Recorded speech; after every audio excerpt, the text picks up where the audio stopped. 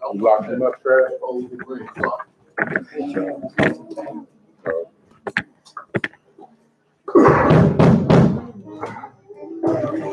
Oh, you a drummer. How's that do? There you go. You can take one. Hey, so you gotta school Lou. Because Lou, See the cameraman see? yeah, Lou. Cameraman see. No, yeah, I'm saying you gotta school Lou. You gonna be the cameraman. Oh, okay. So do you need this keyboard or anything? You can literally take it off. Just like this. But I wouldn't sit it on the table. Oh, yeah. You can hold it in your lap or get one of the folding chairs to sit right here. They gotta work. It's a folding chair. All right, grab it. All right, just sit there right here.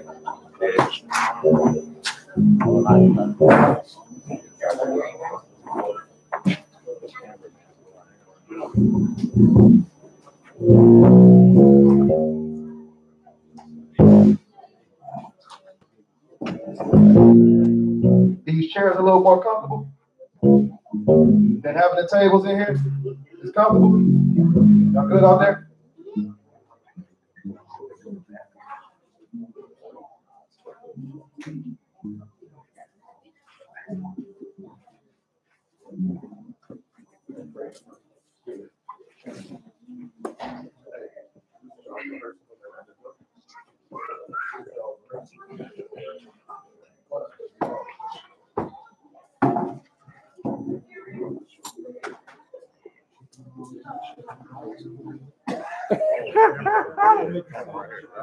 It's all good. So that kickstand and collapsed on it. Kick it out of the room.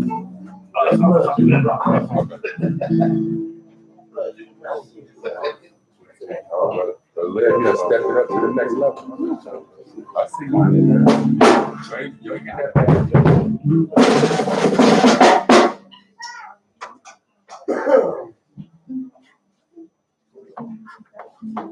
All right, y'all, let's stand for prayer.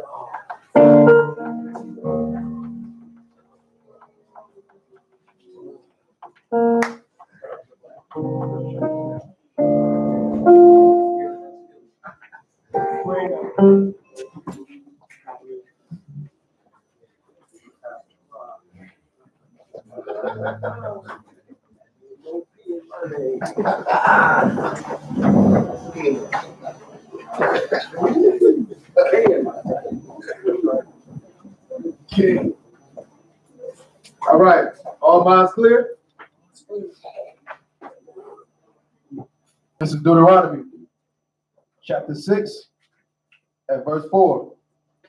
Hear, O Yisrael, Yahuwah our Eloheinu, Yahuwah Echad. Shema Yisrael, Shema Yisrael, Yahuwah Eloheinu, Yahuwah Echad.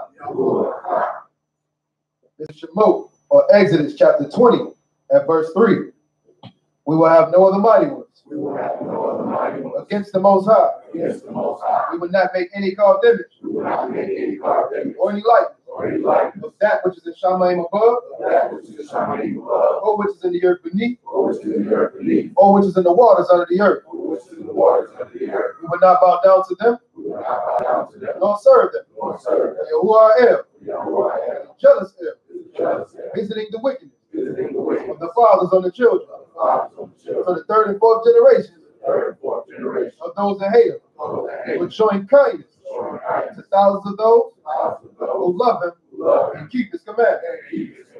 We will not bring the name of Yahuwah El to nothing, for Yahuwah will not leave us unpunished, who brings his name to nothing. We will remember the Shabbat day to keep it Kodesh. 6 days we will labor and do all our work. But the seventh day is the Shabbat. Yahuwah El.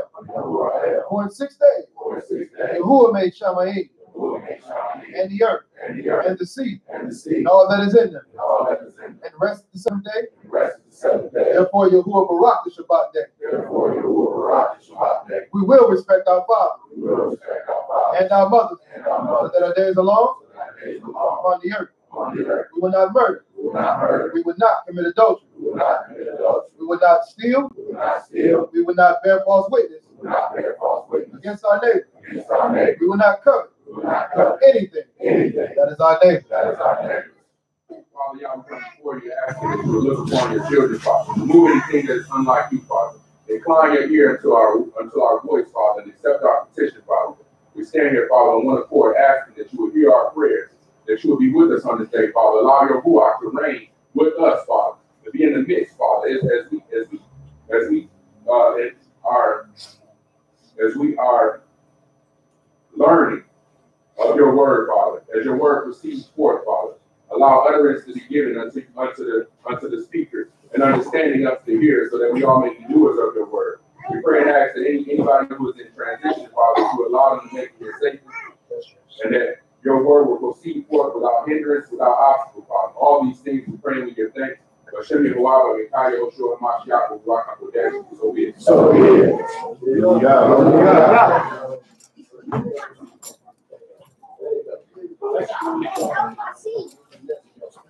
All right, I want to real quick before we start, I want to read y'all something to keep in mind while we're doing praise and worship. It's Hebrews chapter 13 and verse 15. It says, by him, therefore, let us offer the sacrifice of praise to the Most High continually. That is the fruit of our lips, giving thanks to his name. So, while we're getting into this praise and worship, lift up his name. Make sure you give up your sacrifice of praise. Hallelujah, right? That might Hallelujah. Hallelujah.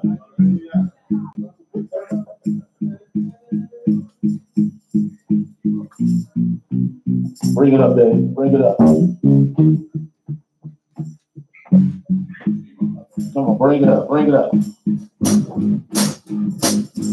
Anybody come to praise him today? It's been an early week. Here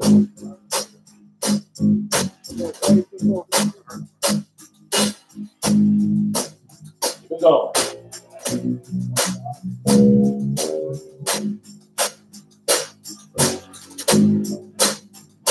You're my life.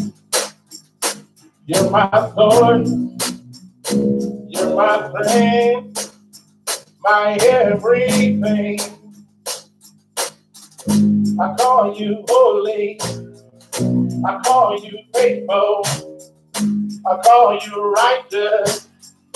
I call you life. Oh, everything you are.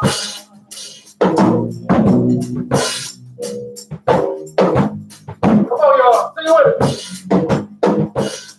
Yahuwah, Yahuwah, Yahuwah. Holy, Yahuwah, Yahuwah, you are Yahuwah, Yahuwah, Yahuwah, yeah. You are holy, Yahuwah, Yahuwah. You are holy of my life. You're my sword. You're my strength. My everything. I call you holy. I call you faithful. I call you righteous. I call you life. Way. Oh, everything you are.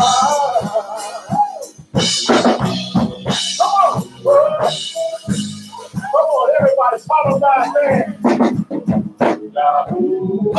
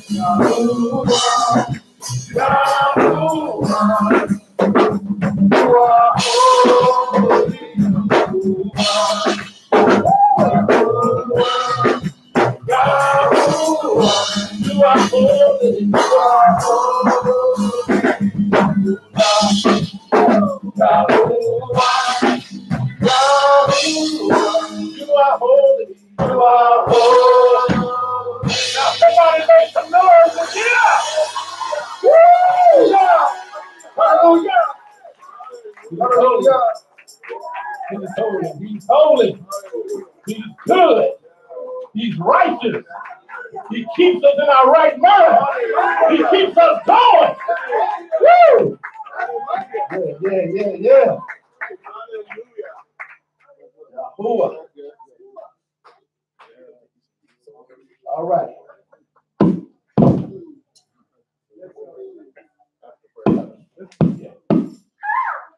Everybody got their song? You can pick it up. Thank you, Jay. Oh, okay. I know I got you up. Just. There we go. I think we gave out as many copies as we had. I don't have any. None. All right, y'all just follow along.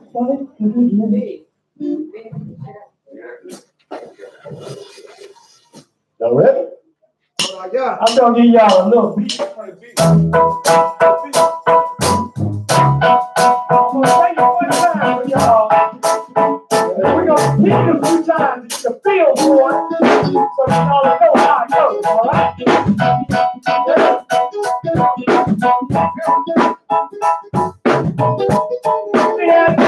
Give me that joy like the river. Give me that mercy I never heard. Give me that love better. That sweet I never.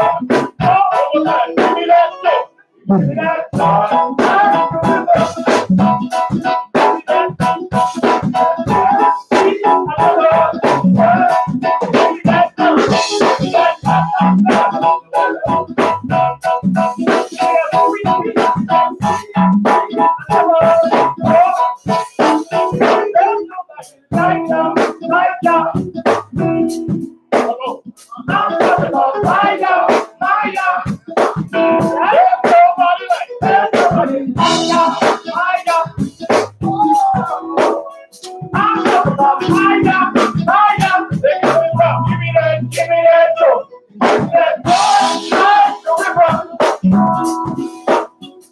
Give me that mercy I never heard.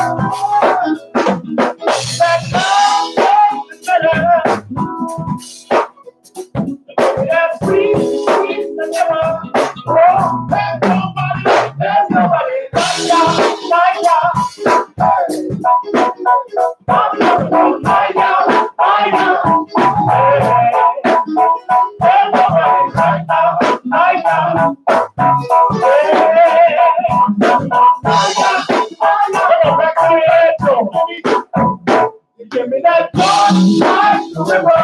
So y'all know that. That sweet I never heard. That sweet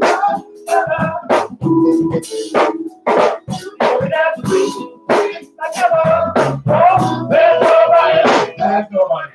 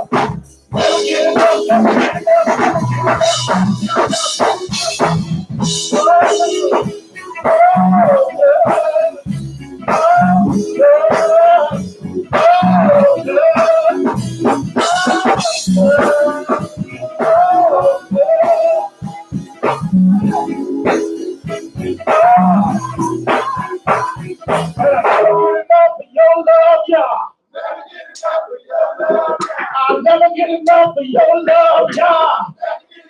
I'll never get enough of your love, God. I'll never get enough, never.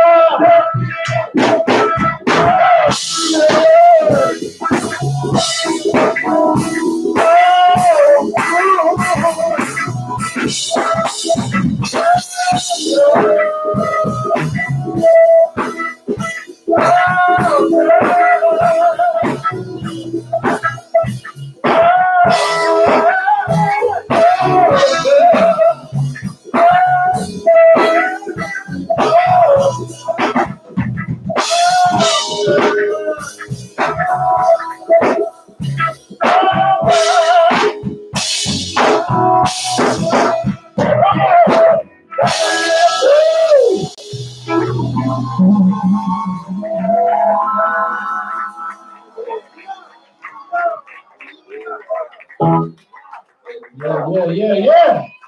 Woo-wee. That's praise and worship. I'll never get enough. All right. Y'all know how we end up praise and worship. What's the song we about to sing? Let's go ahead and get it.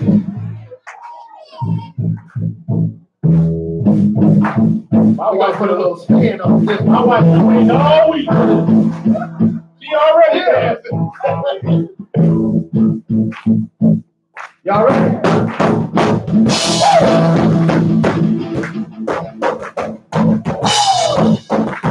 All of y'all ready? Everybody needs to be moved. Y'all ready? Y'all ready?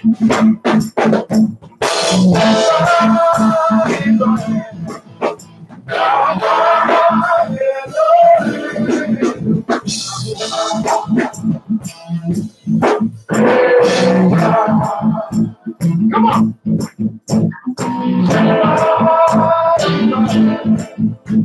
Come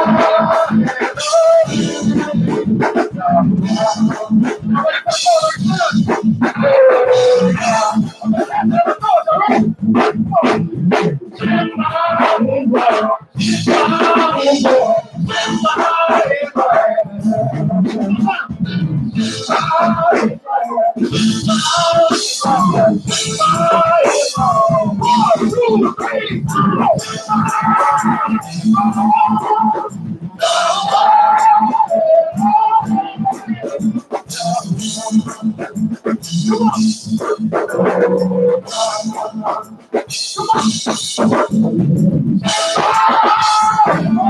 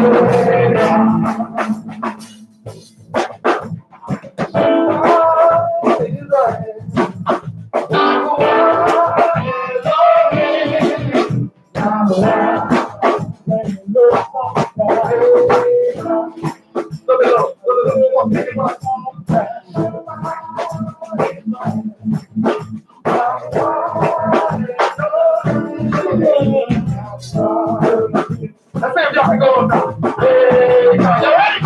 Let's go up. Let's go up.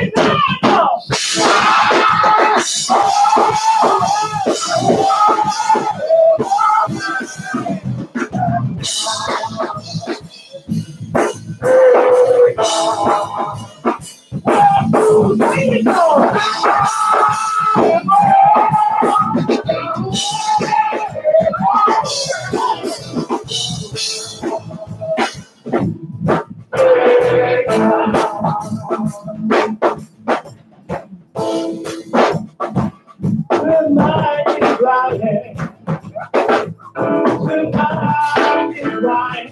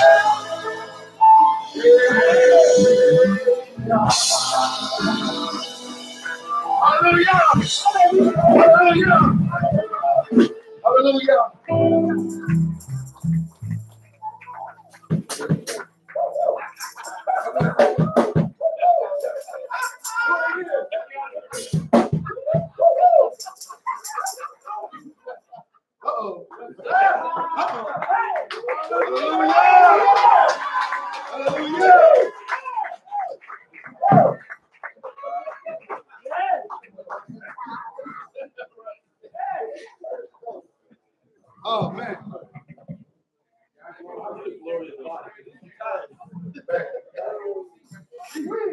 Hallelujah. That was a great praise and worship. How we get ready to? How you feeling? All praise. See you on all praise. All praise. All praise. All right, y'all. So now that we done got some of that meat, let's go ahead and get some of this other meat. The spiritual food. Y'all go ahead and settle down. Oh yeah, we can do it in my just click on the top bar. Just the thing. Not too long ago, we was in this mud. Let's click on that. No instruments. No, what you gotta use the mouse. Some weeks we ain't even have it in us to praise. Now look what he did. Hallelujah. Hallelujah. Hallelujah. If you ain't praising now, you got to check your root. You got to check your root. You know what I'm saying? Definitely want to thank the Most High for all of the musicians. You know what I'm saying? Good. Elder Martin, Brother Johnny, Brother Larry for having the zeal to keep this thing going. Brother Dave for coming on and the strings. You know what I'm saying? So how y'all for that. Now we're going to get ready for our dynamic speaker. The man who needs no introduction. Somewhere in there, you can go ahead and stop me so I can go ahead and sit down. Nas Walt the Great. Keep it going.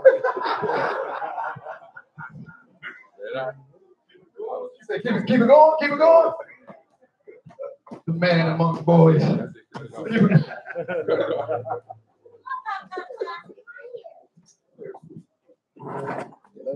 Get us some water. Oh. Water. Yeah. Hey.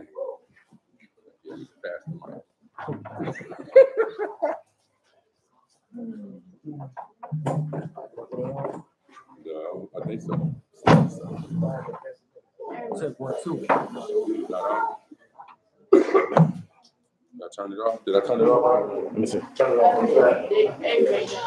Just click it up on. There you go. Let it be known he has to pass the mic. Yeah. Put that boy on the back. Trying to figure out who put it on upside down or something. Play it off. You know how to use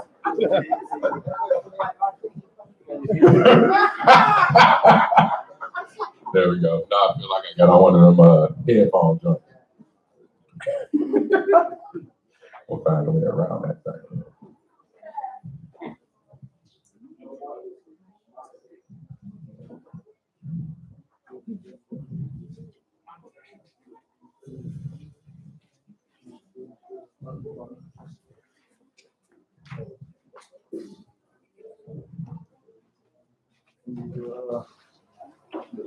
I got it. Here we go. All right, now he complete. Now he complete. Crematism.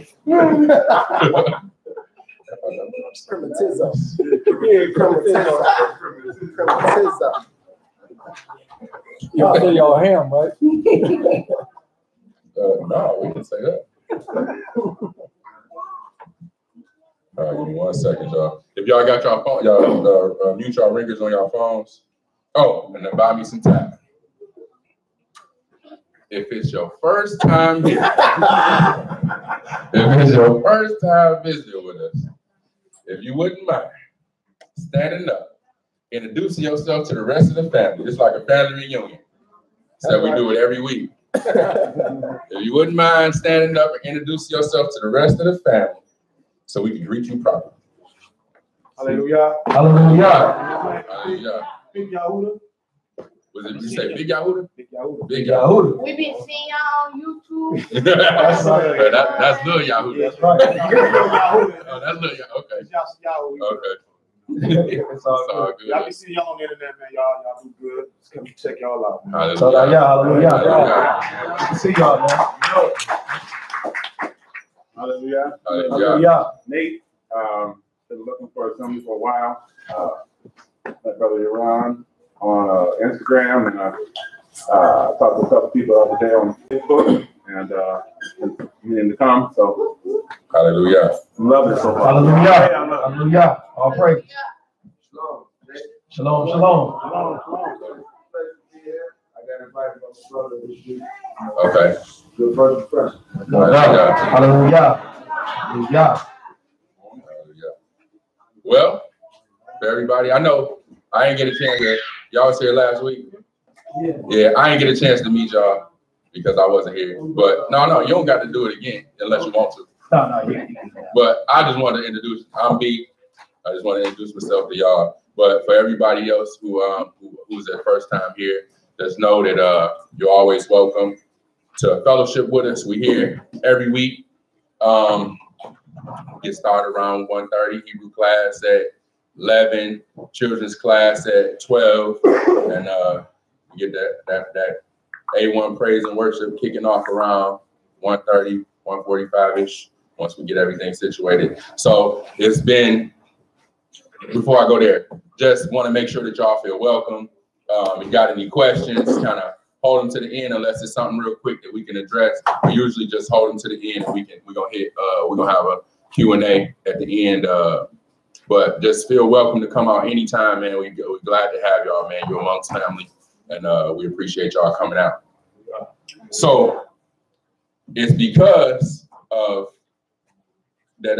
It's because of everybody that's starting to, come to fellowship and everything, that we had to change things up. And normally we have tables set out, but it expanded so much within the last just a couple of weeks that we have to change it up and do chairs. So this is the first week that we've done things like this. So what we're gonna do too is, because it's gonna be a transition, so y'all please don't have to bear with us, is that after we have service and after we pray out, we'll break the tables out so we can fellowship and eat and everything. But so this gonna be, it'll be the first time, so it may not be that smooth of a transition, but bear with us and we're gonna get it done and we're gonna keep it going. And this is the trial run, so y'all are part of a very elite group. So all right, so today's lesson is entitled "A Little Leaven Leavens the Whole Lump." Right. So being that we are in the season of Pesach coming up soon, I want to address the Pesach briefly, because I know it is some people who are fairly new. This might be your first Pesach or whatever, and you know, you might have questions about, I mean, especially if you're on social media. So we want to definitely deal with Pesach, the ordinance surrounding Pesach, and then we advance on to the actual topic of the lesson. So we're going to start in the book of Exodus, chapter 12, starting at verse 1.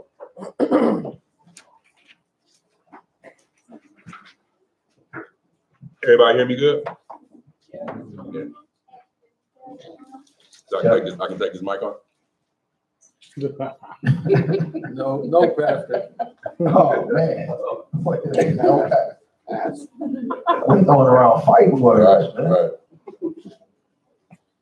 The book of Exodus, or Shemot, chapter 12, at verse 1.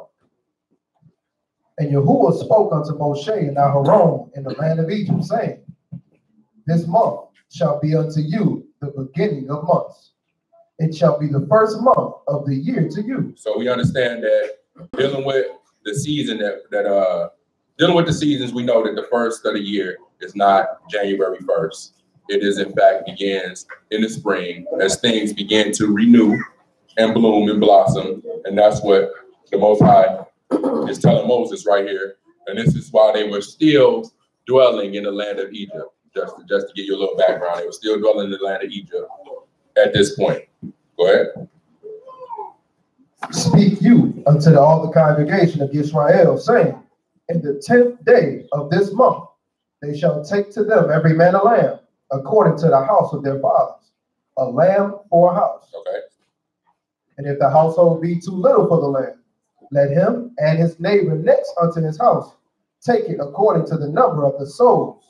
Every man according to his eating shall make your count for the lamb. Okay, so they took the lamb and just made sure that if your house wasn't big enough to sustain one lamb, that you would gather with your neighbor, so it'd be enough for everybody, but not too much that you have to waste it, right? Go ahead. Your lamb shall be without blemish, a male of the first year. You shall take it out from the sheep or from the goats. So without blemish, meaning without spot or blemish, meaning no wounds, nothing that's like no infirmities or no broken bones or anything like that. Go ahead. And you shall keep it up until the 14th day of the same month. And the whole assembly of the congregation of Israel shall kill it in the evening. So when you grab this lamb out on the 10th day, that's when you're going to pick your lamb out. So you had 10 days to choose the finest and the fattest of the lambs out there and to make sure which lamb you wanted to have, according to your eating, like it says. And on the 14th day, you took that lamb and did what? And you shall keep it up until the 14th day of the same month. And the whole assembly of the congregation of Israel shall kill it in the evening. And they shall take the blood and strike it on the 2 side posts and on the upper door posts of the houses, wherein they shall eat. And they shall eat the flesh in that night, roast with fire and unleavened bread, and with bitter herbs they shall eat it. So when they picked it out that 14th day, they would roast it with fire. They would kill it in the evening, and then that night they would roast it with fire and eat it. Go ahead. Eat none of it raw, nor sodden at all with water. So don't boil it and don't eat it raw. Go ahead. But roast with fire, his head with his legs, and with the purtenance thereof. So roast it whole. Don't chop it up. No lamb chops, no rack of lamb. Roast that joint whole. Go ahead. And you shall let nothing of it remain until the morning. Okay, so until the morning, that next day, you make sure it all got eaten. That's why you had, a certain portion for a certain number of people according to the size of your house, right? Go ahead. And that which remain of it until the morning, you shall burn with fire. And thus shall you eat it, with your loins girded, your shoes on your feet, and your staff in your hand. So that loins girded, shoes on your feet, and staff in your hand. What is that? What is he saying there? You eat it. When you eat it, be ready to go, because something about to happen, right? Go ahead. And you shall eat it in haste. It is Yahuwah's Passover. In haste, meaning you shall eat it in haste, like quickly, ready to dip. Go ahead. I will pass through the land of Egypt this night, and will smite all the firstborn of the land of Egypt, both man and beast, and against all the gods of Egypt I will execute judgment. I am Yahuwah. So we saw that when they killed it, of course, we know when you slaughter an animal, you cut the neck and you hang it and you allow it to bleed out, right? So that blood, they took that blood like he instructed. They took hyssop and they spread the blood on the doorpost. Go ahead. And the blood shall be to you for a token upon the houses where you are. So the blood is going to be a sign on the house that you're in. A sign of what? Go ahead. And when I see the blood, I will pass over you, and the plague shall not be upon you to destroy you when I smite the land of Egypt. Okay. And this day shall be unto you for a memorial. For what? A memorial. And you shall keep it a feast to Yahuwah throughout your generations. Okay. You shall keep it a feast by an ordinance forever. Okay. 7 days shall you eat unleavened bread. Read it again. 7 days shall you eat unleavened bread. Okay, so because they had to leave in haste, they weren't able to allow their bread to leaven, so the bread was unleavened. So 7 days. This is the ordinance of the feast that we read now. Set the feast of unleavened bread, which is referred to as the Passover. First night beginning of Passover from the 14th day. Then you got the 15th day through the 21st day, which is the whole 7-day feast of unleavened bread. But for those 7 days, you are to eat bread without leaven. Go ahead. Even the first day, you shall put away leaven out of your house. Read it again. Even the first day, you shall put away leaven out of your house. So on the first day, we are to remove all the leaven out of our houses. If you do it prior to that, that's cool. First day, remove leaven. But make sure that you are, like you say, you have a lot of things in your cabinet you don't want to waste, and you should be making sure you consume it on to that point. And it's not like you can put it in a box, set it outside, and bring it back. You should discard it. And the first day of the feast, you should discard it. So we're talking about, now we understand that certain other things that aren't consumable have leavening agents in it, like toothpaste. It's not talking about this. We're talking about things that you actually consume, right? Go ahead. 7 days shall you eat unleavened bread. Even the first day you shall put away leaven out of your houses. For whosoever eat leavened bread from the first day until the 7th day, that soul shall be cut off from Israel. And in the first day there shall be a Kodesh convocation. So this convocation is a Sabbath. First day of the feast is a Sabbath. Go ahead. So we will be gathering when this actually first day actually falls on the Shabbat. So we'll be gathering on the Shabbat. Go ahead. And in the 7th day there shall be a Kodesh convocation. So the last day of the feast is a Shabbat as well. We will be gathering as a Shabbat on that day too. So treat it just like you would treat the Sabbath, the first day and the last day. Go ahead. No manner of work shall be done in them, except that which every man must eat. No manner of work except that which every man must eat. What should every man eat? What did it tell us we need to eat for 7 days? So the work that you are allowed to do is the work that it takes to produce the unleavened bread. Go ahead. That only may be done of you, and you shall observe the feast of unleavened bread. For in this selfsame day have I brought your armies out of the land of Egypt. Therefore shall you observe this day in your generations by an ordinance forever. In the first month, on the 14th day of the month at evening, you shall eat unleavened bread until the 21st day of the month at evening. So from the 14th day to the 21st day, you should eat unleavened bread. Go ahead. 7 days shall there be no leaven found in your houses. For whosoever eat that which is leavened even that soul shall be cut off from the congregation of Israel, whether he be a stranger or born in the land. Whether he be what? A stranger or born in the land. You shall eat nothing leavened. In all your habitations shall you eat unleavened bread. Then Moshe called for all the elders of Israel and said unto them, draw out, take you a lamb according to your families, and kill the Passover. And you shall take a bunch of hyssop and dip it in the blood that is in the basin, and strike the lintel and 2 side posts with the blood that is in the basin. And none of you shall go out at the door of his house until morning. Verse 24. Verse 24. And you shall observe this thing for an ordinance to you and to your sons forever. So you're supposed to teach this ordinance to our children, right? Go ahead. And it shall come to pass when you become to the land which Yahuwah will give you, according as he hath promised, that you shall keep this service. And it shall come to pass when your children shall say unto you, what mean you by this service? When your children ask you, what is this about? What should you do? That you shall say, it is the sacrifice of Yahuwah's Passover, who passed over the houses of the children of Israel in Egypt, when he smote the Egyptians and delivered our houses. And the people bowed their head and worshiped. And the children of Israel went away and did as Yahuwah commanded Moses and Aaron, so did they. Okay, that's good. So we are clear. That's the ordinance surrounding the Passover was coming to pass. So, and the Feast of Unleavened Bread. So I have a question for y'all, which I think we already addressed, but we'll go back over it. Why did they eat unleavened bread? Right? Yeah. Verse 39. And they baked unleavened cakes of the dough which they brought forth out of Egypt, but it was not leavened. Because it takes time, right, for that to happen, right? Go ahead. Because they were thrust out of Egypt and could not tarry, neither had they prepared for themselves any victual. So because they couldn't wait for the bread to leaven, they ate it unleavened, right? Deuteronomy chapter 16 and verse 1. Just to get some understanding on what that unleavened bread represents. Deuteronomy chapter 16 and verse 21. No, verse 1. Verse 1, I'm sorry. Salakia.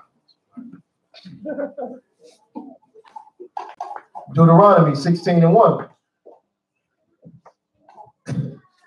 Observe the month of Abib. Do what? Observe the month of Abib. So this word, I won't even get into that.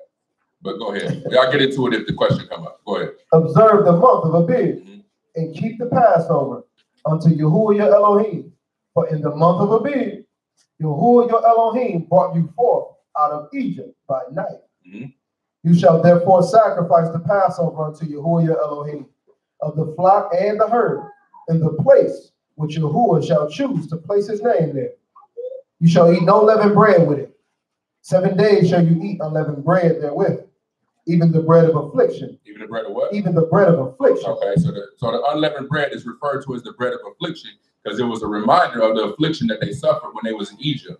So what we have to understand is that Passover, when the only Passover that happened, when they struck the blood on the doorpost and did all that, that only happened one night, one time. To commemorate that one night, every year after that, they held a 7-day feast to commemorate that one night. It wasn't like they did a 7-day feast when it happened the first night. It was one night because remember the next night they left. But as an ordinance to observe that one night for 7 days, we're going to hold a feast, and these are the ordinance behind that feast to commemorate this one night. Go ahead. You shall eat no leavened bread with it. 7 days shall you eat unleavened bread therewith, even the bread of affliction, when you came forth out of the land of Egypt in haste, that you may remember the day. That you may what? That you may remember the day when you came forth out of the land of Egypt, all the days of your life. Okay. So, from what we understand about leaven, right? We understand what leaven is on a natural level. It was used to do what? To make the bread rise, right? right? Yeah. Okay. From a spiritual standpoint, what is leaven? It's what? It's sin? Pride? Anybody else? Sin? Sin, uncleanliness, pride, and knowledge. Anybody else? Have anything to add? So we got sin, uncleanliness, pride, and knowledge. Any knowledge? What type of knowledge we call it? So that. So men's knowledge. Okay. Sin, uncleanliness, pride, and the not men's knowledge. Right? Are any of those things positive? So that's what leaven represents. Everything that y'all just named that leaven represent is all negative. Yeah. Everybody in agreement with that? You agree with that? You agree with that? What? I just asked, I just want to make sure. Negative. No? Yeah, negative. Okay. So let's get 1 Corinthians chapter 5. I'm sorry, Galatians chapter 5 and verse 9. No, I gotta mess with my eye, man. We're gonna get Galatians chapter 5 and verse 9.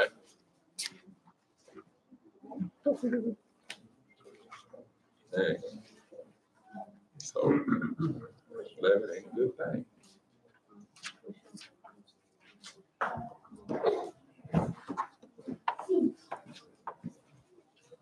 Galatians chapter 5 and verse 9. Galatians chapter 5 and verse 9. A little leaven the whole lump. Okay, a little leaven.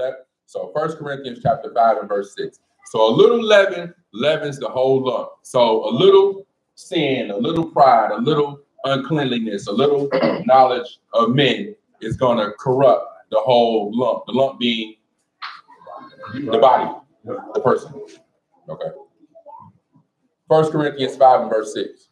1 Corinthians chapter 5 and verse 6. Your esteem is not good. Know you not that a little leaven the whole lump? So it's saying the same thing, right? This Paul in both instances telling you that your esteem or your glorying, the things that you are glorying in, is not good. Know you not that a little leaven leavens the whole lump. So this is giving you a negative connotation on what leaven is, yeah? Yeah.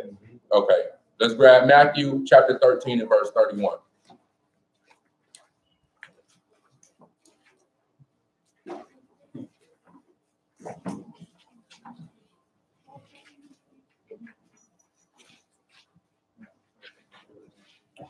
Matthew chapter 13 and verse 31. Y'all there? Matthew chapter 13 and verse 31. And another parable put he forth unto them, saying, the kingdom of Shamayim. I got tongue-tied. That's right, brother. No. The kingdom of Shamayim is like to a grain of mustard seed, which a man took and sowed in his field. So would you say that this mustard seed is a good thing? He likened it to the kingdom. Yeah. Right? And this mustard seed that a man sowed in his field. And what happened? Which a man took and sowed in his field, which indeed is the least of all seeds. But when it is grown, it is the greatest amongst herbs and become a tree, so that the birds of the air come and lodge in the branches thereof. All right. So that mustard seed that was likened unto the kingdom of Shamayim is a good thing, yeah? Yeah. Okay, keep going. Another parable spake he unto them. The kingdom of Shamayim is like unto leaven. Is what? It's like unto leaven. So if this mustard seed that was likened unto the kingdom of Shamayim is a good thing, then the leaven that's likened unto the kingdom of Shamayim, is this a good thing? No? Y'all still say no? I see some head shaking. Go ahead. Which a woman took and hid in 3 measures of meal. So this woman took this leaven that's likened unto the kingdom and hid it in 3 measures of meal. So what is that leaven going to do to that meal? It's going to allow it to right? Just like this small mustard seed, when planted in the field, is going to yield a, right? So this leaven that's likened unto the kingdom of Shamayim is a good thing? Or you still say it's bad? Let's keep going. So be the one who be asking. Let's keep going. Let's keep going. Let me read that verse again, 33. And the kingdom of Shamayim is like unto leaven, which a woman took and hid in 3 measures of meal. To the whole was leaven. To the whole lump was leaven. This leaven that's likened unto the kingdom. Leaven the whole lump as well. Right? So we get some understanding on this. Go Matthew 16, verse 5. Matthew chapter 16 at verse 5. And when his disciples were come to the other side, they had forgotten to take bread. So when they came to the other side of the water, right? They had forgotten to bring bread with them. They didn't have anything to eat. Yeah? Okay, go ahead. Then Yeshua said unto them, take heed and beware of the leaven of the Pharisees and of the Sadducees. So the Messiah told them, beware of the leaven of the Pharisees and the Sadducees. So there's also Pharisees and Sadducees, negative or positive. So there's still, you would think that this leaven have a negative connotation, right? So beware of the leaven of the Pharisees and the Sadducees. Go ahead. And they reasoned among themselves, saying, it is because we have taken no bread. And so they thought to themselves, like, man, is he talking about the bread because we forgot to bring the bread? Go ahead. Which when Yeshua perceived, he said unto them, oh, you of little faith. So when he peeped what they was going over, he like, oh, you of little faith, because it's clearly not about bread, right? I don't want to be too loud. Go ahead. Oh, you of little faith. Why reason you among yourselves? Because you have bought no bread? Why do you think that this is about no bread? Go ahead. Do you not yet understand? Neither remember the 5 loaves of the 5,000 and how many baskets you took up? Neither the 7 loaves of the 4,000 and how many baskets you took up? So did you just forget that how I just fed 5,000 people with 2 loaves of bread and 4,000 people with 2 loaves of bread? So why do you think that I'm tripping about us not having bread? It's not, I can feed everybody with, it's not about that. Go ahead. How is it that you do not understand that I spake it not to you concerning bread? But what? That you should be it not to you concerning bread, that you should beware of the leaven of the Pharisees and of the Sadducees. Then understood they. Then they understood what he was talking about. Go ahead. How that he bade them not beware of the leaven of bread, but the doctrine. But the what? But the doctrine. But the doctrine of what? Of the Pharisees and of the Sadducees. So what is the leaven? Doctrine. It ain't bad doctrine. It's doctrine. Watch. Luke chapter 12, verse 1.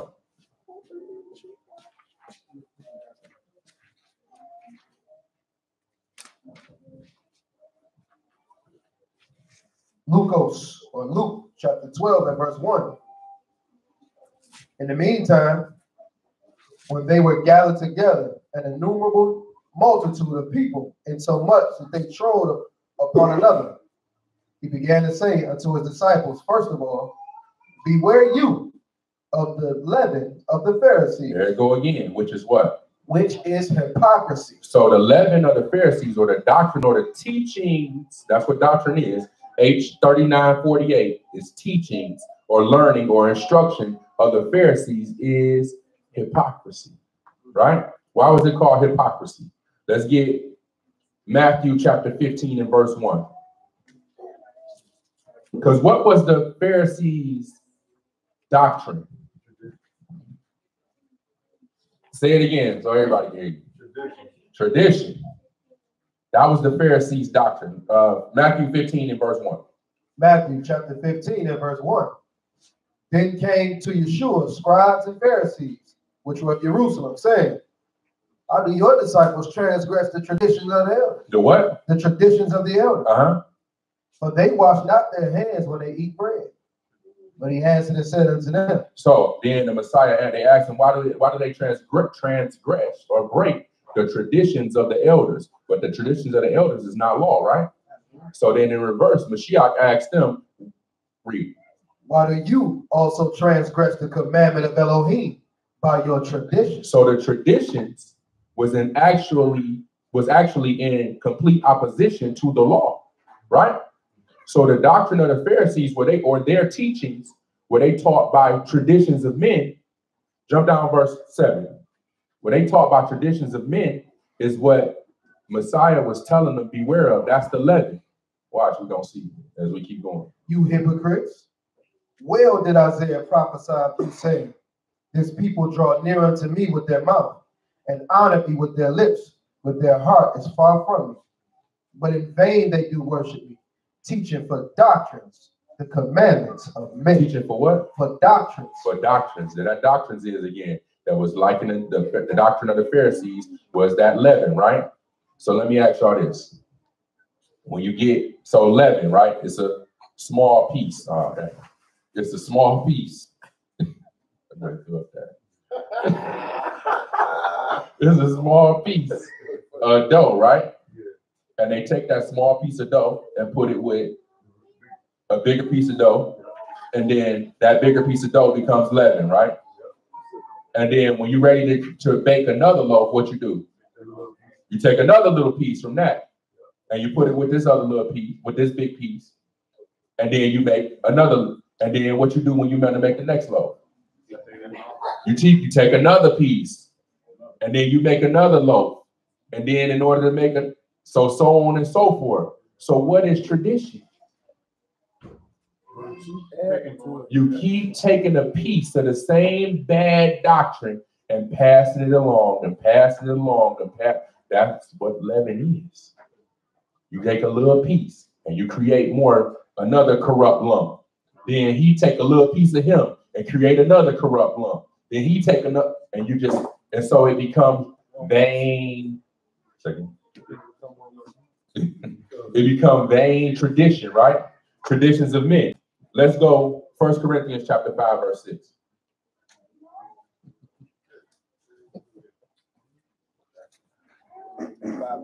Yeah, 5 and 6. 1 Corinthians chapter 5 and verse 6. Your glorying or your esteem is not good. Okay, this is what we read, right? Go ahead. Know you not that a little leaven the whole lump? So a little bit of bad doctrine can corrupt the entire person, right? But also a little bit of good can also grow into something mighty, like we saw when he likened the mustard seed, when he likened the leaven unto the kingdom, because a little bit of it can also make you grow on the other side. We're going to see this as we keep going. Verse 7. Purge out therefore the old leaven. Do what? Purge out therefore the old leaven. Purge out therefore what? The old leaven. The old leaven. Any man that be in Hamashiach is a what? New creature. So when you become a new lump don't have none of that old leaven. Right? Go ahead. That you may be a new lump. That you may be a new lump. That's like you just said. Purge out the old leaven. What do it mean to purge? Get rid of, right? Get rid of that old leaven, the vain traditions, all the old you. That's, bringing it up to right now. Get rid of it, because our family, we also have traditions, even though it ain't the tradition of the Pharisees, but we got traditions of our own. When we did all of these different Christmas, Easter, all of these vain things that we did in our own families, right? But it say purge out that you might be a new lump. Go ahead. Purge out therefore the old leaven that you may be a new lump, as you are unleavened. But even Mashiach, our Passover, is sacrificed for us. Therefore, let us keep the feast, not with old leaven, neither with the leaven of malice and wickedness, but with the unleavened bread of sincerity and truth. So not with the old leaven, but with the unleavened bread. So this is unleavened bread means that what? If I don't have none of that old leaven in me, that unleavened bread means that it's a what? It's a new lump, right? Grab Matthew chapter 18 and verse 3.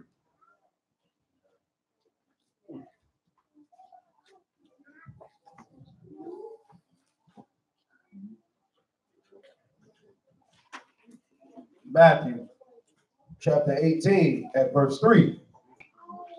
And said, truly I say unto you, except you be converted. Except to be what? Except you be converted. What does it mean to be converted? Changed, right? Go ahead. And become as little children, you shall not enter into the kingdom of Shamayim. You shall not enter into the kingdom of Shamayim, right? So what did Messiah tell Nicodemus? You got to be what? You got to be born again, right? Let's get Exodus chapter 13 and verse 6.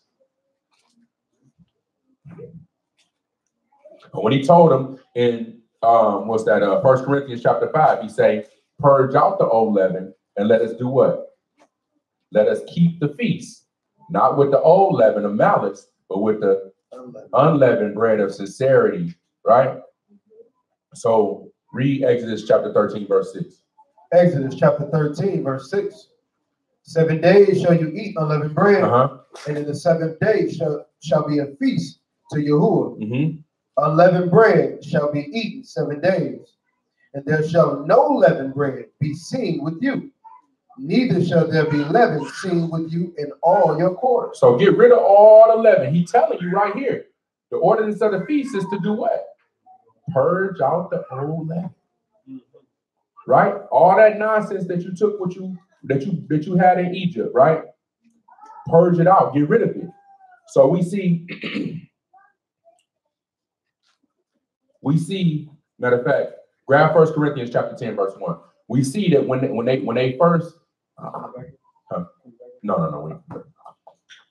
we see that when we keep the feast actually in itself by its ordinance purges out the old leaven, right? On a natural scale.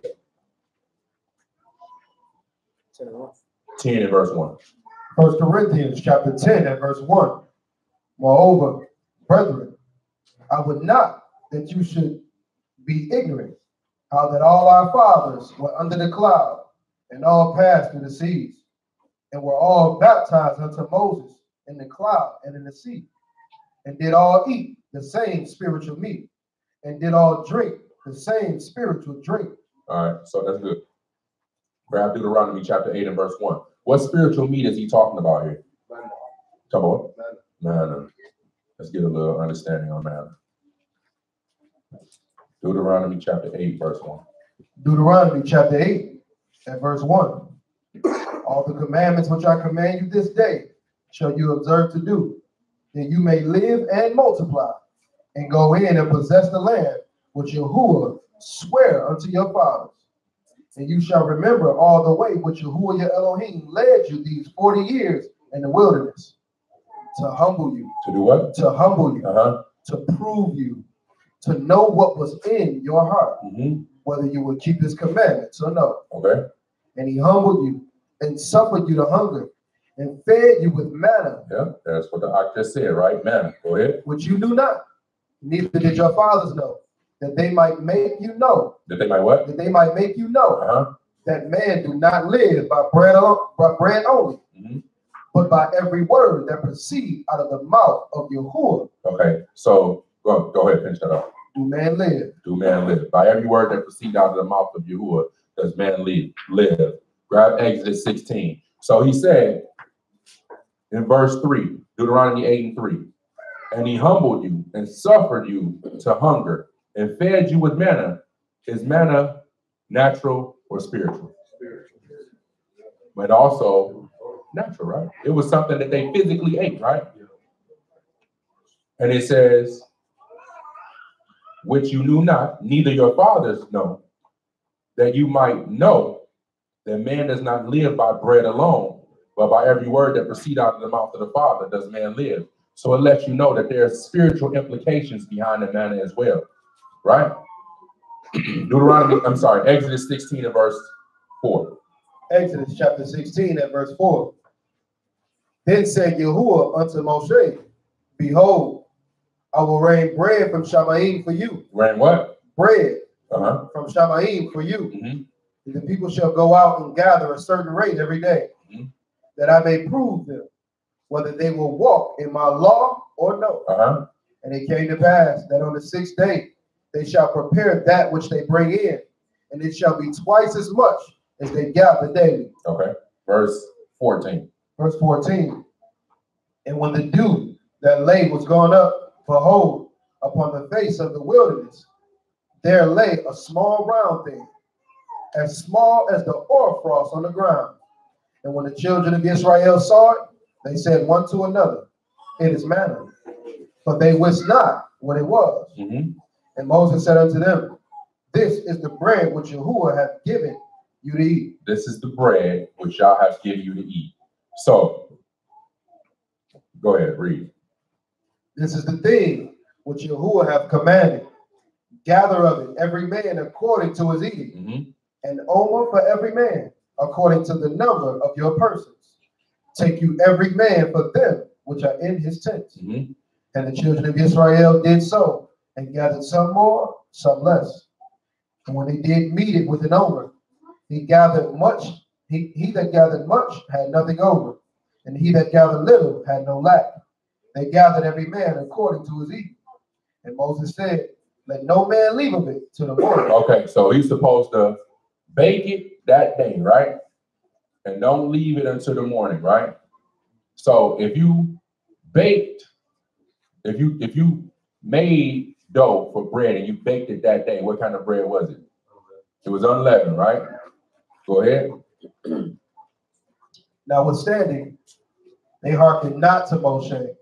So they didn't listen to Moses when he say, don't leave nothing of it until morning. So they tried to keep, but until the next day, right? Go ahead. Some of them left it until the morning, and it bred worms and stank. And Moses was wroth with them. Okay, so what was they trying to do with the bread? They was trying to make leaven. But the Most High wouldn't even allow them. He wouldn't even allow it.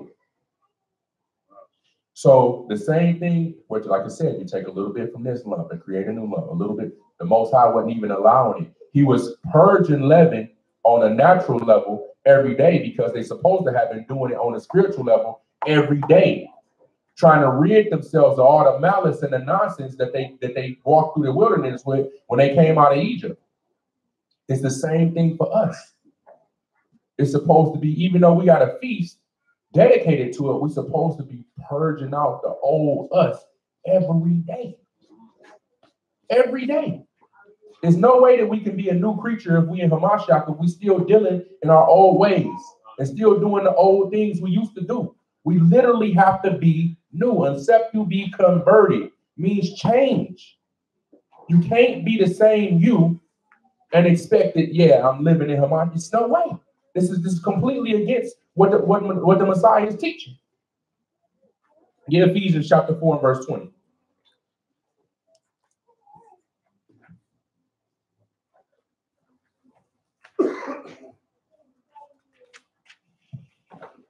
Ephesians chapter 4 and verse 20.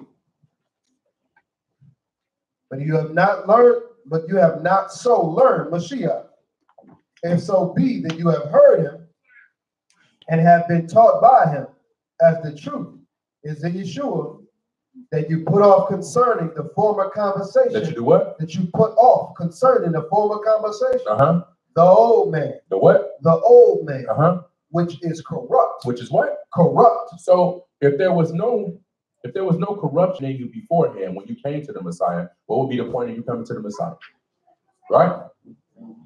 But you have to put off the corruption. Right?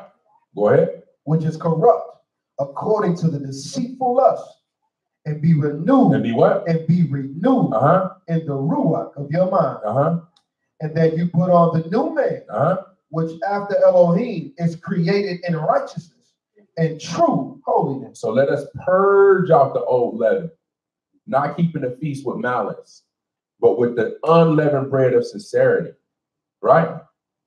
Matthew chapter 13 and verse 33. I want to show y'all something else about something more about the leaven.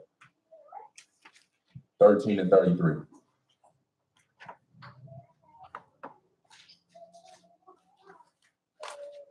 Matthew chapter 13 at verse 33. Another parable spake he unto them.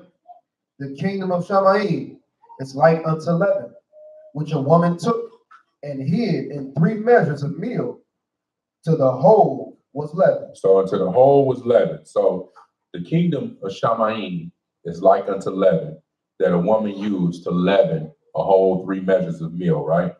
Get Job 17 and verse 9. But when we understand that we're supposed to seek first what? And it is, and then all things will be, y'all sharp. Job 17 and verse 9.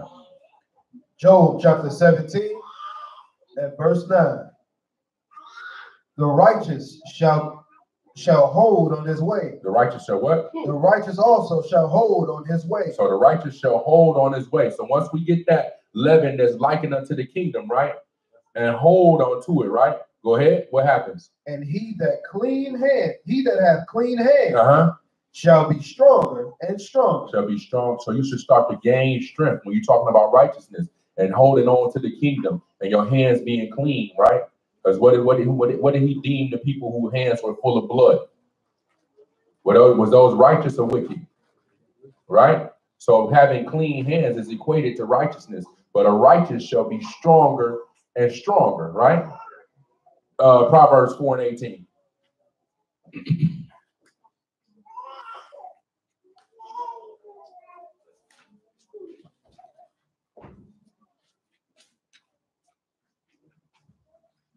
Proverbs chapter 4 and verse 18.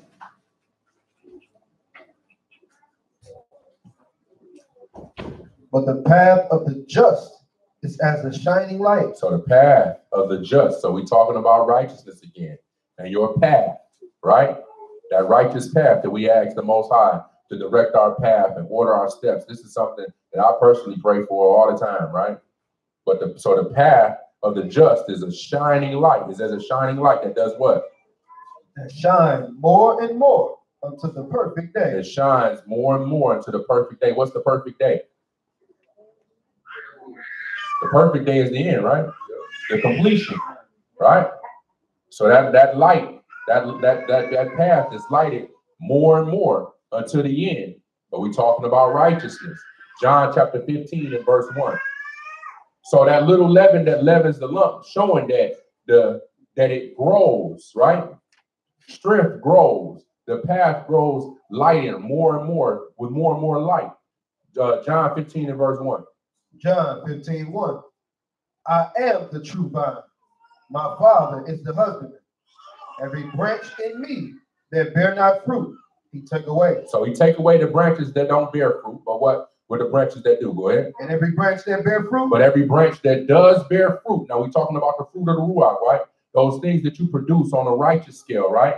Every branch that does bear fruit, what does he do? He purges, that it might bring forth more fruit. He does what? Purge it. He purges it so that it might bring forth more fruit. More fruit. So when we're talking about leaven from the standpoint of the one that he compared to the kingdom or likened to the kingdom, we're talking about a good thing. That good thing. What the scripture, matter of fact, we'll get it.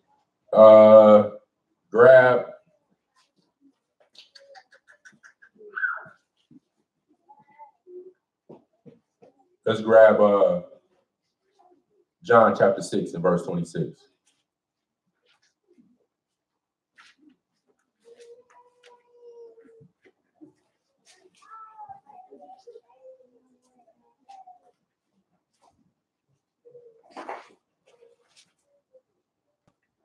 John chapter 6 and verse 26.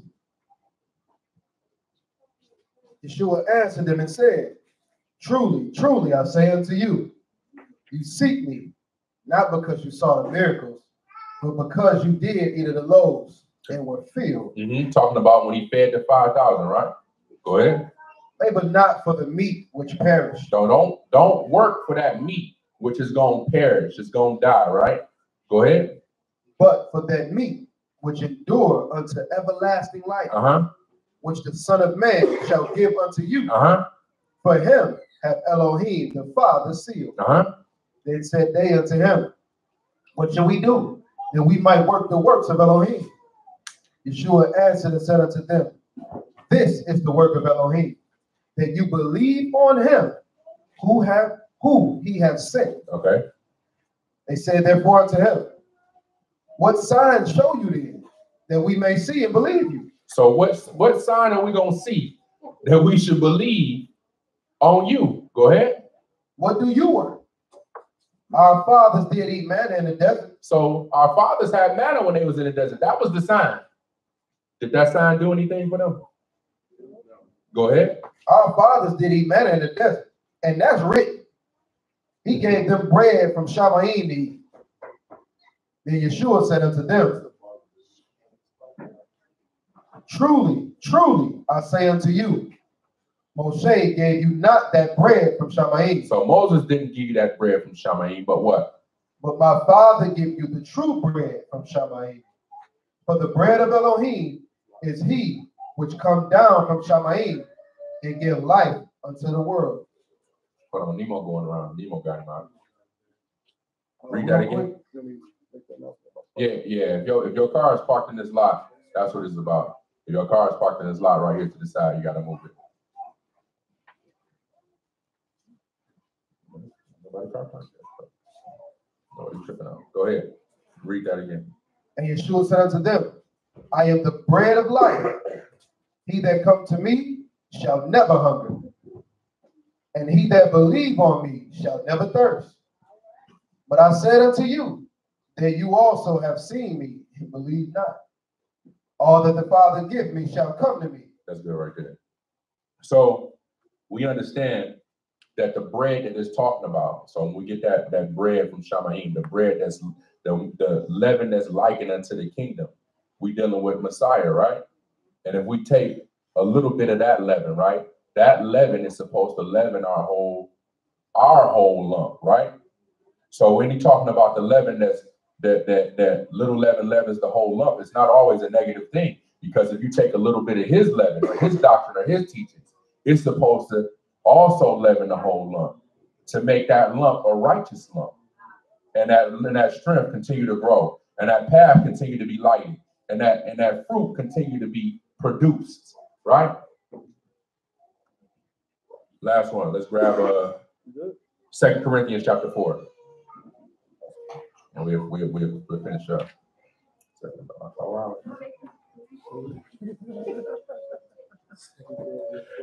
Corinthians chapter 4, verse 15. 2 Corinthians chapter 4, 3 o'clock, an hour and a half. and verse 15. For all things are for your sakes, that the abundant grace might through the thanksgiving of many. By through the thanksgiving of many, do what? Redound. Redound, which means overflow. Go ahead. To the esteem of Elohim. For which cause we faint not. For which cause we faint not. Because we understand that it says in verse 15 that all things are for our sake, that the abundant grace might through the thanksgiving of many overflow. That grace should overflow, right? Read verse 16 again. For which cause we faint not. And because we understand this, we don't get weary. We don't faint. But the scriptures say, don't get weary in your well-doing, right? We don't get weary. We don't get tired of helping. I'm so tired of helping it. We don't get tired of helping people. We don't get tired of giving, right? The scriptures say that we're not supposed to give grudgingly, right? Or out of necessity, because you have to. It say that the cheerful. Is it cheerful giver? Cheerful giver, right? You give because you want to, because you enjoy giving, right? Not because you forced to, not because you feel obligated, right? And it say, he who sow sparingly shall reap sparingly, right? Go ahead, verse 16. For which cause we faint not, But though our outward man perish, Uh-huh. yet the inward man is renewed How often? day by day. Just like the manna, right? Renewed daily, right? Go ahead. For our light affliction, Uh-huh. which is but for a moment. So that affliction ain't but for a little bit of time.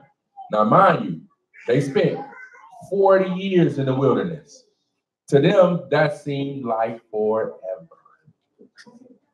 But on the grand scheme of things, it's only for a moment. That was only for a moment. Go ahead.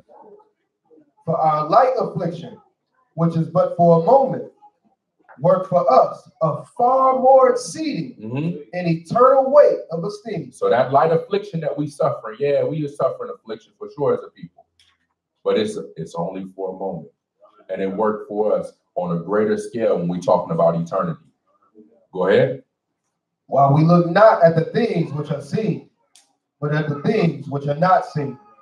For the things which are seen are temporal, but the things which are not seen are eternal. So the things which are seen are temporary. They're going to pass away. Your clothes going to rot. Your food going to spoil. All these, these things are temporary. But the things that are not seen are based on our faith, are eternal and supposed to last forever, right? If that's what you believe, if you truly believe, these things are going to last forever. So where are you going to, when you sow, why would you sow into something that's going to dissolve rather than sowing into something that's never going away, right? It's supposed to last eternal, right? But we have to do it. It's like you say, renewing day by day. It's not something that's going to happen overnight. You're not going to get washed with water and understand and believe in Mashiach, and then it's going to happen overnight. Let me ask y'all this. Who all believe in this Bible? Every hand in the room should be up, right? Right? Everybody believes. Yeah? Why you believe?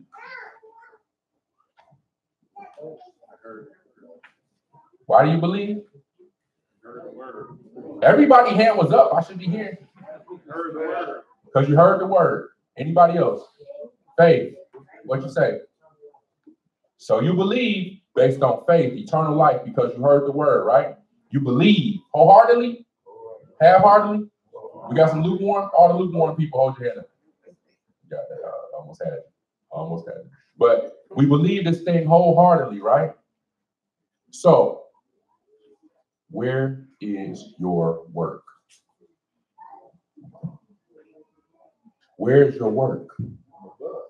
No, where's your work? This is a rhetorical question. It's not for you to answer me. It's for you to ask yourself.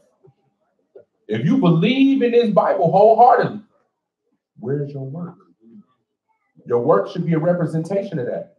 Because the scripture just said, the Messiah just said, he that believe on me shall bear fruit, right? Shall be purged and bear fruit. Fruit of the Ruach, right? So where's your work? If you believe like you say you believe, where's the work? What you producing? You know what I'm saying? This is something that we have to do for ourselves every day. A self-purge every single day.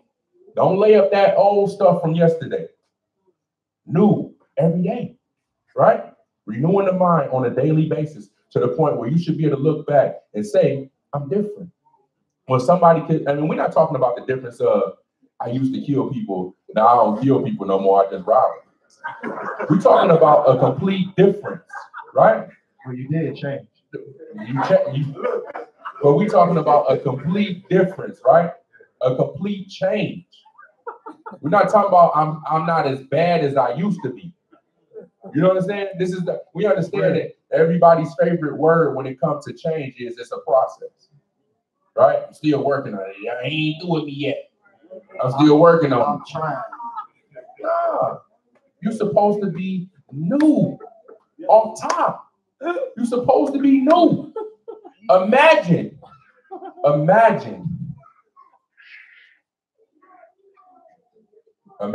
going and buying some new clothes, right? And when you get it, it's nothing on it. You're like, yo, I want the one, the red one, like the blue one I bought. I want a new one though. You will get it one. It's a process. You might not get it today. It's a process. So, no, when you want something new, I need my new thing. This is the Most High. I require something new from you. I need my new thing. It's not a process. I need my new thing. I done called you. You done washed. You told me you believe. Why you not new now? Why I gotta wait? Right? You supposed to be new, off rip. When you come out the water, like when we teach, when we do immersions, when you come out that water and you breathe that breath, just new breath. That's new life. You knew, right? So you have to be in that mindset that you got to do things differently. If you know that you always pop off with attitude before, when you come out that water, you're supposed to do that no more. You're supposed to bear the fruit of the Ruach. If you know that normally you sow sparingly, you're supposed to sow mightily, right? Because you know things is different. What you sowing for now is not what you sowed for before. Things is different. Your mind is renewed toward the things of the kingdom.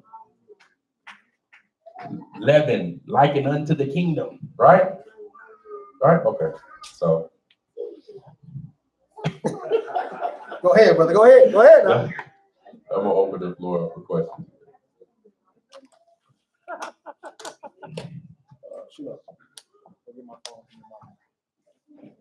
No questions? It's gone? You lost it?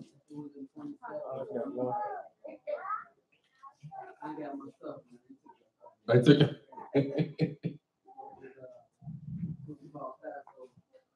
Is in Exodus? Exodus 12 and 27? There you shall sacrifice you as Passover, who passed over the house of the children of Israel in Egypt when they smote the Egyptians and delivered the houses, and the people bowed their head and worshiped. When he passed over, did he pass over like that spirit when like when the market was over, you know, the houses were, he passed over. I've never really got to understand, you know, of the what was passed over, the spirit, Or what was doing the Passover? It says with the Malach of death, right? It says it was death that passed through the land, and they were passed over because they had the blood of the sacrifice on their doorposts.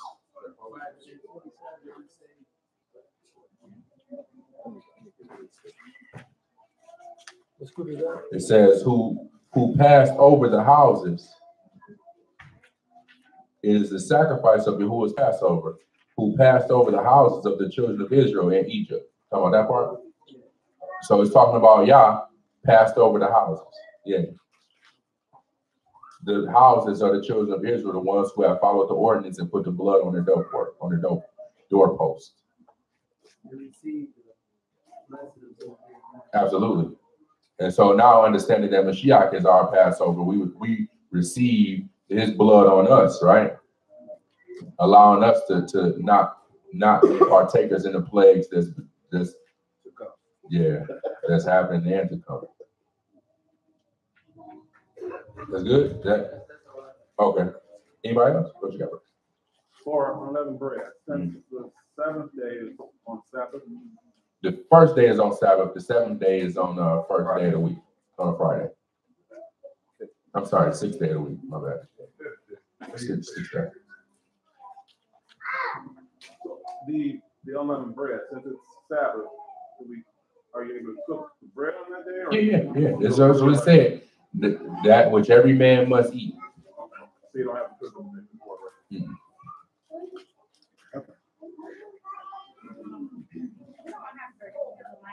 No. We understand that the Messiah is our sacrifice in our Passover. That's why we don't have to sacrifice at all anymore, because his life was the sacrifice for us for remission of all sin. Get your 10-year-old lamb with broke leg. Don't get that lamb I got when I was in Nashville. That joker was about 7 years old. Yes. Well, it's not your home. Because when I'm going over that scripture, it say you cut off if you eat it. You cut off. Well, it says in your dwellings too. Right. Yeah. That say that. You got a room? Remove it out your room. You don't own the home, and you got to remove it out your room. Yeah, unless you can talk to people in the. You know what? That's just cleans. Yeah, no bread. Except for this flat stuff for the next 7 days. Yeah, I'd say probably your room, since you don't own the property, Right. but your dwelling.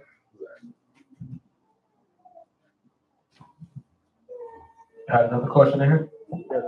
When is the Passover? I'll be getting different dates. So we keep it Passover April 19th through the 26th.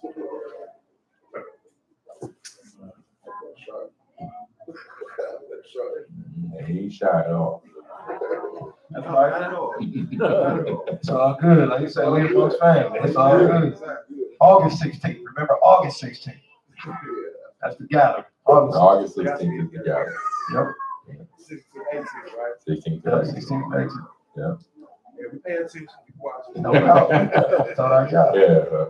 Hey, that was an excellent segue. The gathering, August 16th through the 18th. Make sure that you're there. Make sure that you're here. My bad. Make sure that you're here.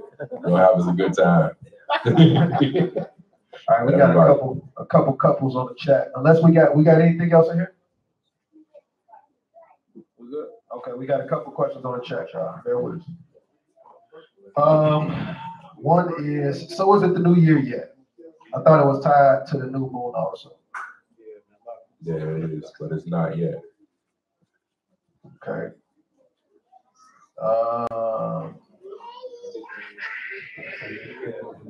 Shalom, I have an off-topic question.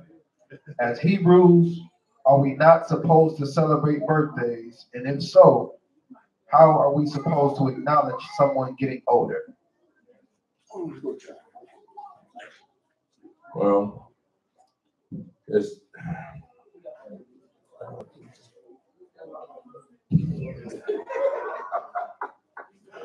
I'd just say it like this. There is no law against celebrating birthdays. I know that the consensus is that it was a pagan practice. Thus, we shouldn't do it. But there is no law against it.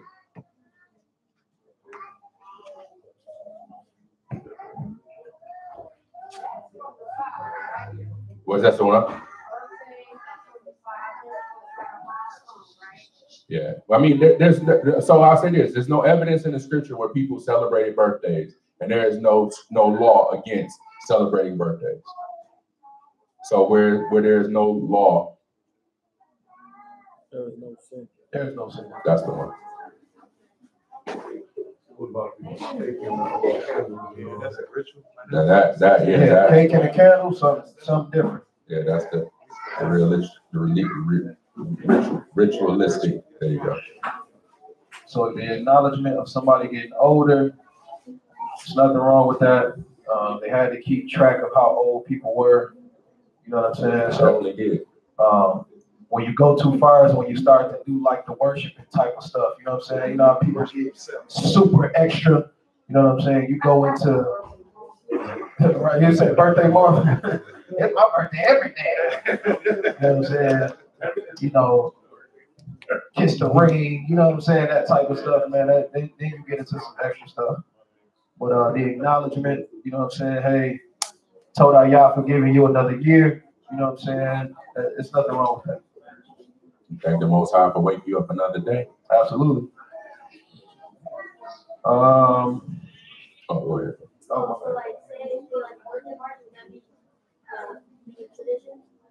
Is that well? We talking about somebody else's birthday party? That they go. I don't think so. I would say no.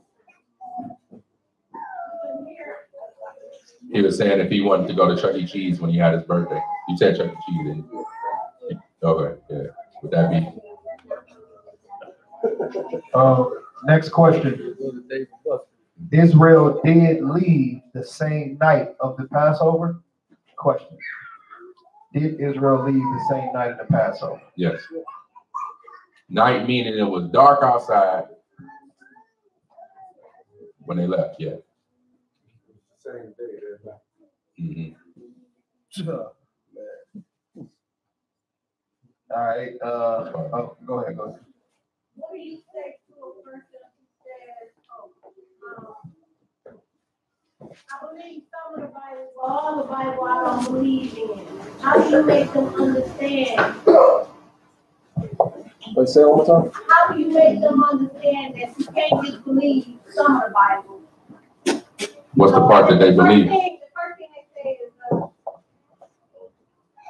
man made the earth, but the Most High made the world. If He put it there for us to get it,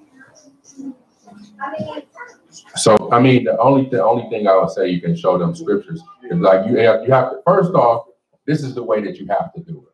You got to do it in this proper order, right? You have to get them to commit themselves to the portion of the Bible that they believe in.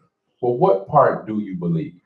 Then you use the portion of the Bible that they believe in to show that they should believe in the whole thing. So if they say, well, I believe in the Old Testament, but I don't believe in this part, right? And then so you have to pull things from that portion that they say that they believe in to show them that it's all true. So that then if they try to say, well, no, I don't believe that part, well, no, you just said you believe, so you have to allow them to kind of their own self. I will say this too. Nobody in this room can make somebody believe anything. Yeah, that's true. You know what I'm saying? If it's in their heart to believe, as they're introduced to the truth of what they're reading, if it's in them, it's in them. Yeah. If it ain't, it ain't. You know what I'm saying? One man plant, absolutely. One man water, and you gotta let Yah show it to him. Exactly. Provide the increase. Yeah. Exactly.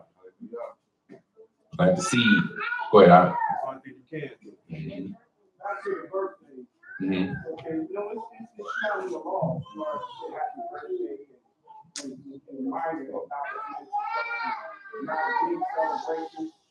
But we have to keep in mind that definition, like the zodiac system, stuff that falls under definition. Yeah.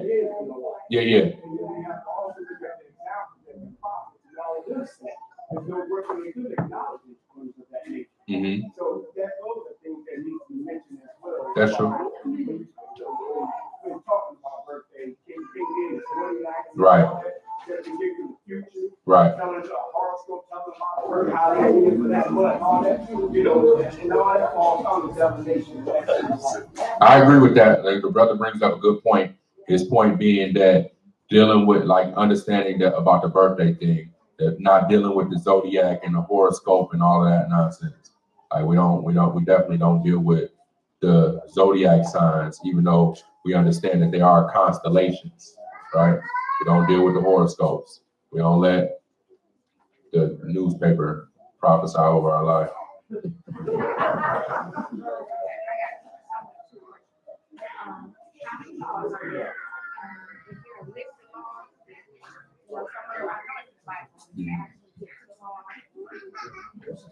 Yeah, so the what is it, 613 laws. It's reported to be 613, but it's really not. Really not. Because they're just being repeated. How many, I'm sorry, her question were, how many laws are there, and is there a list of the laws? So, like I just said, it's reported to be 613 laws, but the laws are restated. Like Deuteronomy is literally a restatement of the law. And also, every law is not going to pertain to you. You know, like every law don't pertain to me. Like I never have a baby. You know what I'm saying? That's part of the law. You know what I mean? Or a Those kind of minstrel. things. Yeah, or a minstrel. So those are part of the laws. Well, some people do, like if you go online, some people have like put them, you know, all together. You know what I'm saying? So you can check those out, and then, you know, if you got any questions, you can just verify with us or whatever. You know what I'm saying? You got, let me see, what's the next question on this joint?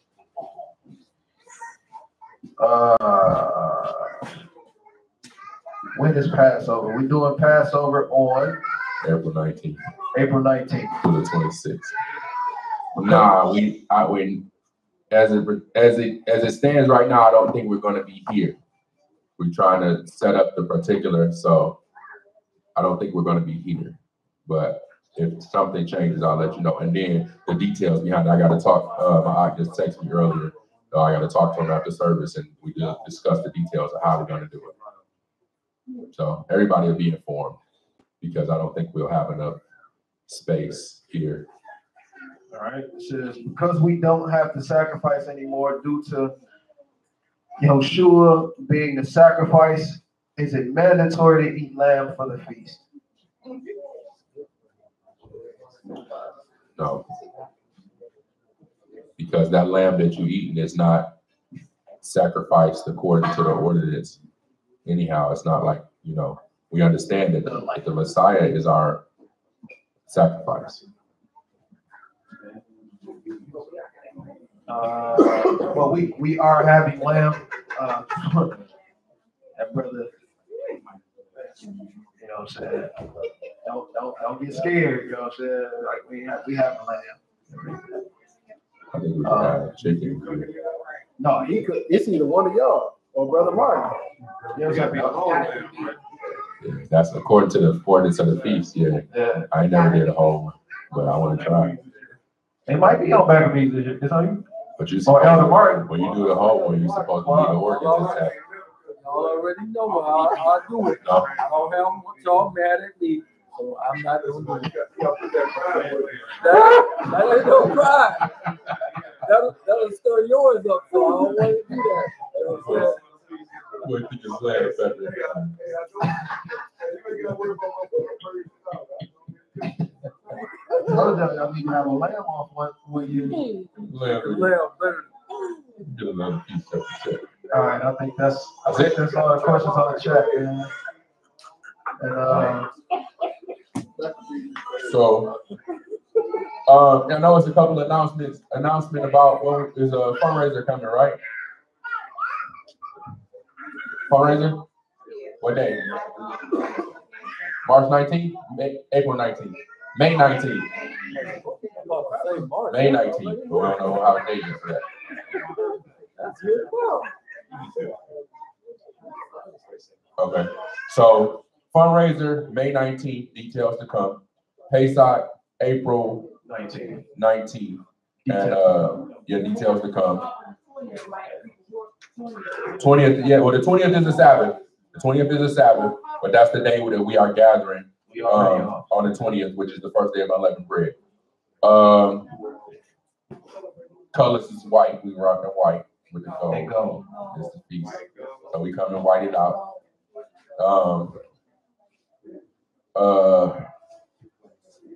If you ever, okay, so the gathering is coming August the 16th through the 18th. So mark your calendars for that if you definitely want to come here. And also if you would like to contribute or whatever, we do have PayPal, chosen.c1@gmail if you want to send a donation or anything. like the event, if you're on Facebook, like it, share it, post it. You know what I'm saying? We trying to have all the family come out. You know what I'm saying? I think this is our eighth or ninth annual. You know what I'm saying? So, you know, we trying to see everybody. We trying to see all y'all come out. So, you know, spread the word.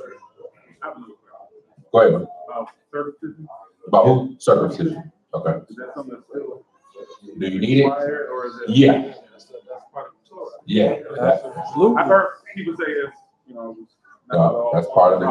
Well, it's both. It's the natural, first the natural, then the spiritual. So from the natural standpoint, yep. From the spiritual standpoint, yep.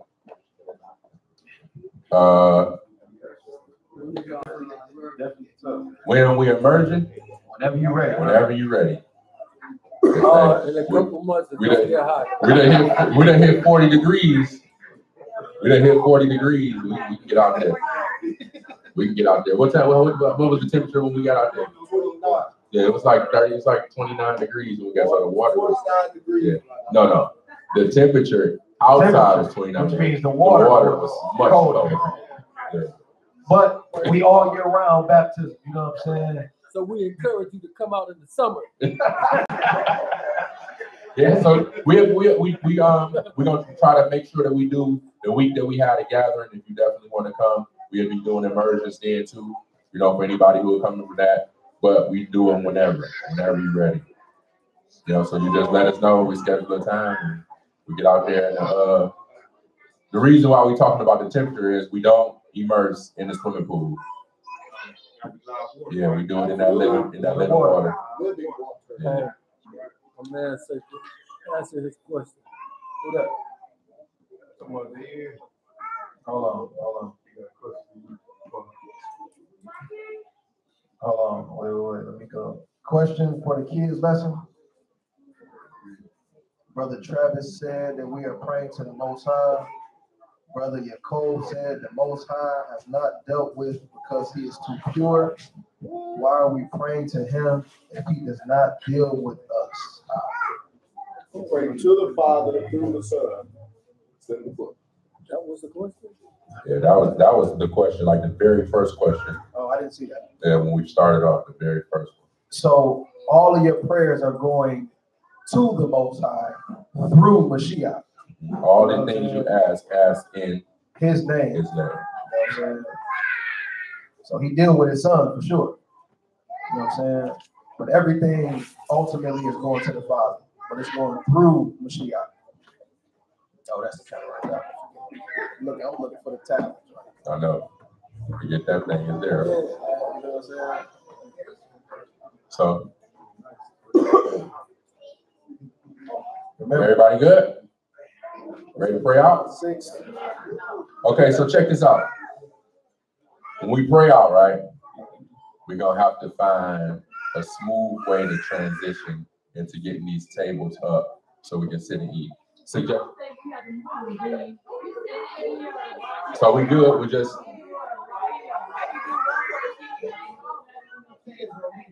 Not even a table for the kids?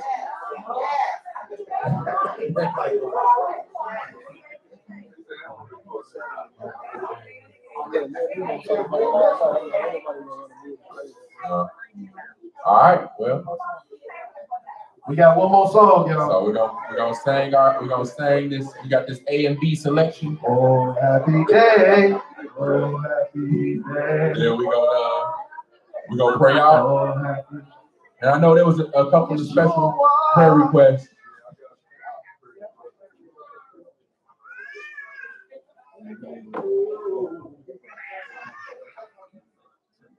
I know there's a couple of prayer requests. We had got one for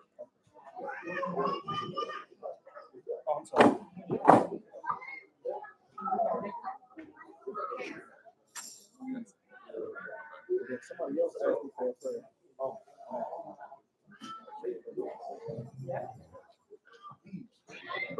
Brother Larry, what's the young brother's name, man?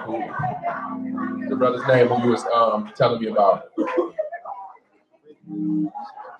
Twan.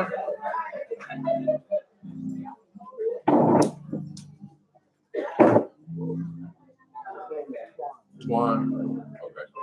And then say again. Zachariah, Twan, Odessa, Maccabees.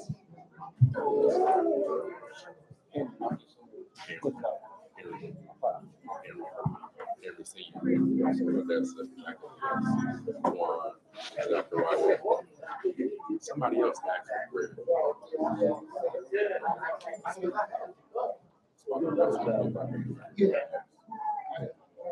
Was there somebody else who had asked me for prayer requests when they first came? I can't remember. Was No it? more prayer requests? I thought there was one more prayer request. Somebody had asked me. Grandma Jenny.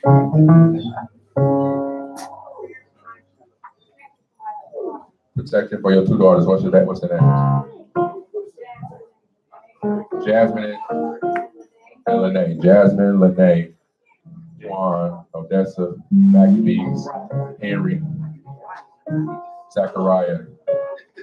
I thought there was one more, but I can't remember. Okay. You need to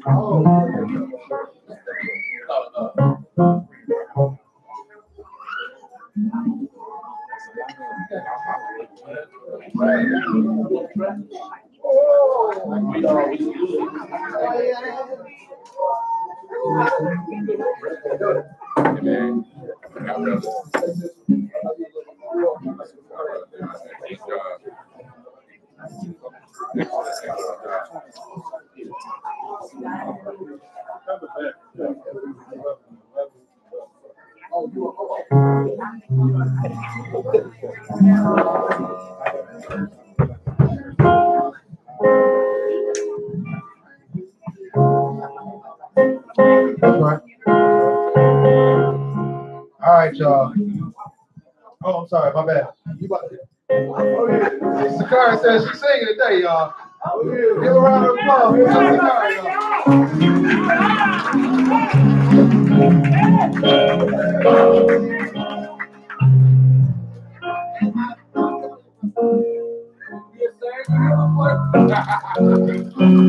You want to thank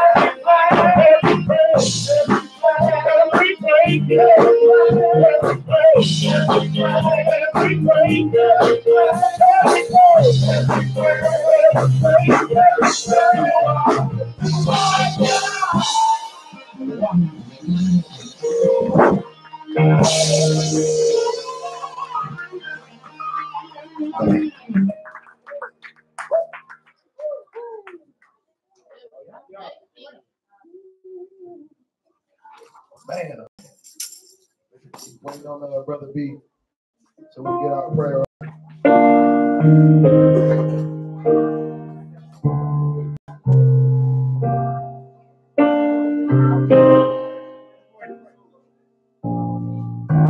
Before we pray, I want to do one little, just something that we all just sang together, because I've been going through some crisis, and I just want us all to be together one time and praise this together. And y'all just say this for me, okay? Hallelujah.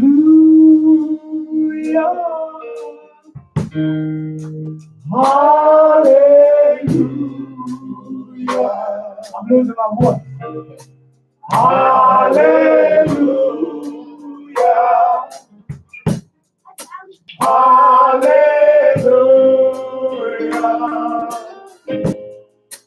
Hallelujah.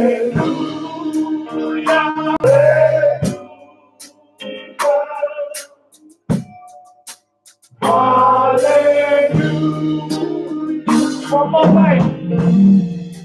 God, we praise you. God, we praise you. God, we praise you. God, we praise you. One last time. God, we praise you. God, we praise you. God, we praise you. God, we praise you. Thank God.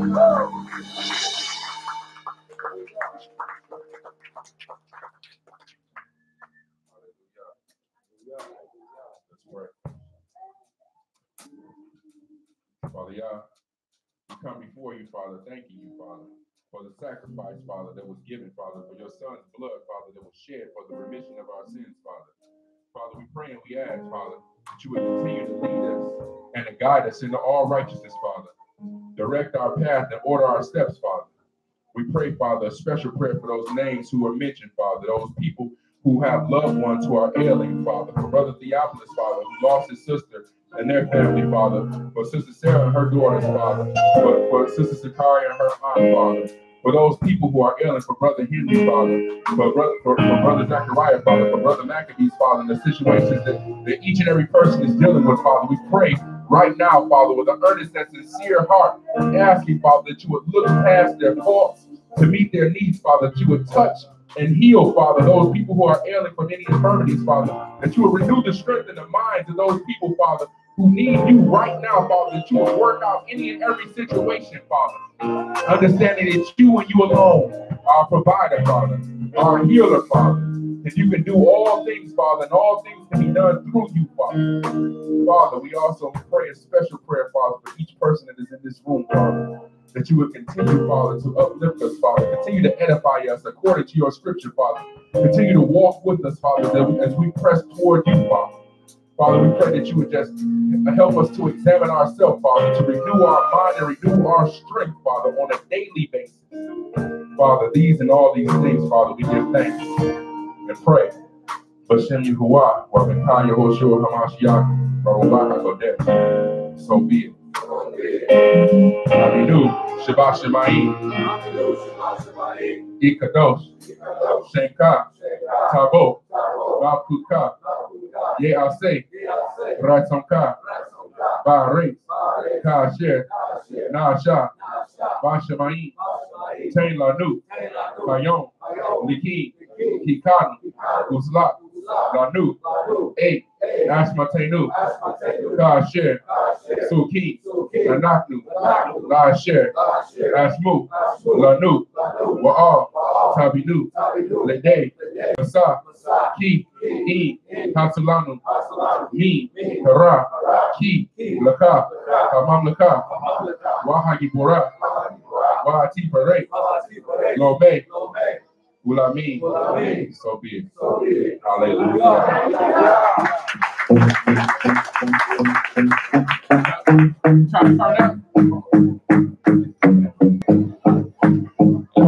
You're my life, you're my source, you're my strength, everything. I call you holy, I call you faithful, I call you righteous, I call you life,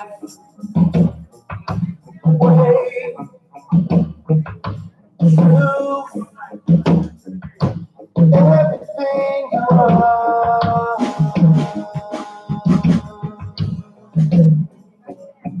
Oh, oh,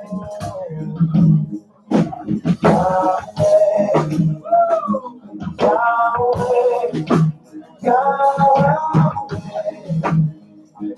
you are holy, Yahweh, Yahweh, Yahweh, you are holy, Elohim, I surrender, take over me, make me glad for the flesh we need. I want your love to find me. That's why I call you holy, I call you righteous, I call you faithful.